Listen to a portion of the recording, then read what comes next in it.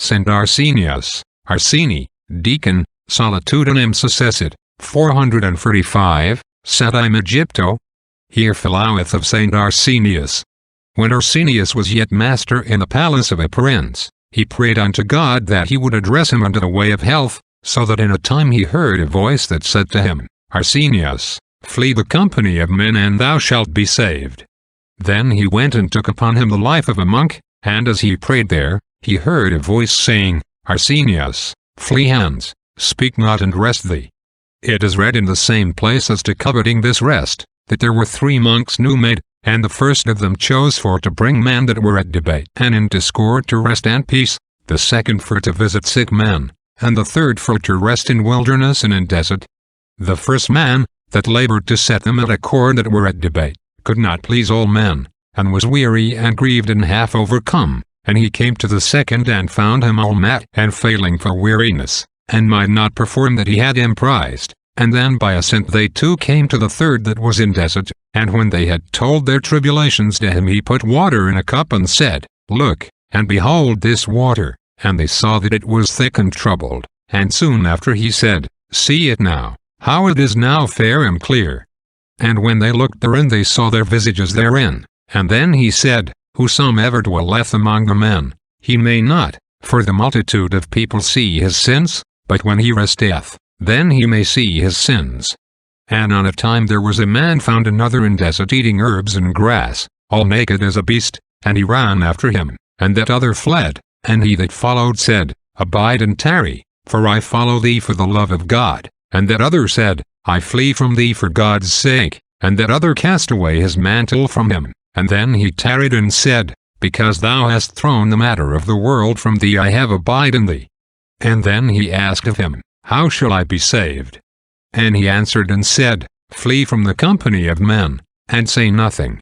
There was a noble lady, which was old, came for to see the abbot Arsenius by devotion, and Theophilus the archbishop prayed him that he would suffer that she might see him, but he would not grant him in no wise.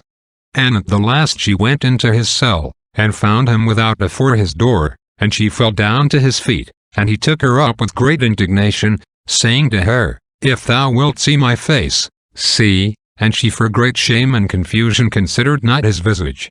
To whom he said, How durst thou presume upon thee that art a woman to make such a voyage?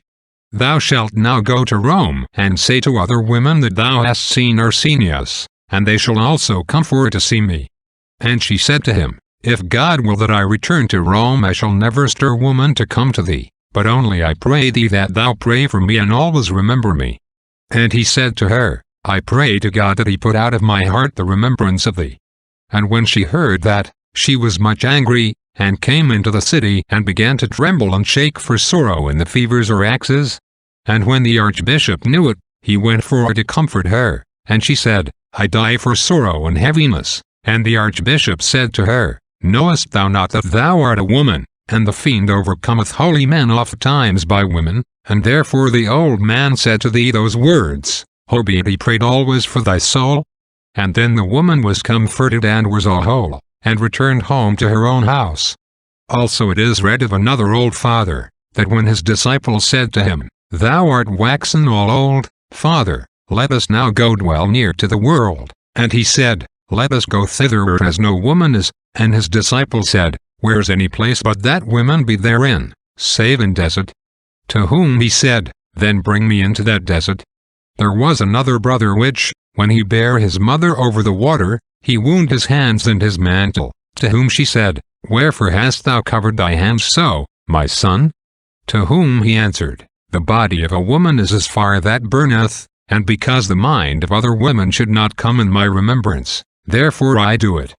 And Arsenius all the days of his life, when he sat at the work of his hands, he had a linen cloth in his bosom for to dry the tears with, that ran fast from his eyes, and all the night he would not sleep, and in the morning, when he must sleep for weariness of nature, he would say to sleep, Come, wicked servant, and then would take a little sleep sitting, and would arise and said, It sufficeth to a monk if he sleep an hour, if he be a fighter against vices.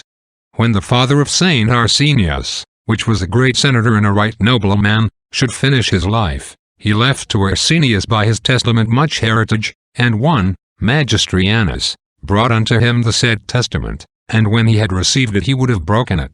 Then Magistrianus fell down at his feet praying him that he would not do so, for his head then should he lose, for it should be smitten off.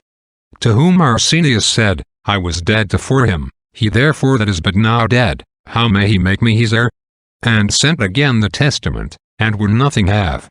On a time there was a voice came to him and said, Come, and I shall show to thee the works of the men, and led him unto a certain place, and showed to him a man of Ethiopia, that is a black man, that hewed wood and made a great fardel, so great that he might not bear it, and always he hewed and put to the fardel, and thus he did long. And after he showed to him a man that drew water out of a lake, and cast it into a cistern pierced, by which the water ran again into the lake, and he would fill the cistern and might not. And after, he showed to him a temple and a man on horseback, which bare a long tree athwart, and would enter into the temple, and he might not because the tree lay athwart. Then he expounded him this thing, and said, He that beareth the tree is like the burden of justice with pride, and will not meek him. Therefore he abideth without the realm of heaven. And he that heweth the wood is like a man that is in sin, and putteth none away by penance, but putteth always wickedness to wickedness. And he that draweth the water is a man that doth good works here in this present world, but because that his evil works be meddled with them, he loseth his good works. And when the evensong time of the Saturday came, on the Sunday, he left all his works behind him, and held up his hands to heaven till the sun arose in the morning of the Sunday tofore his face, and so abode all the night in prayers and in orisons. And huc invitus patrum. Amen.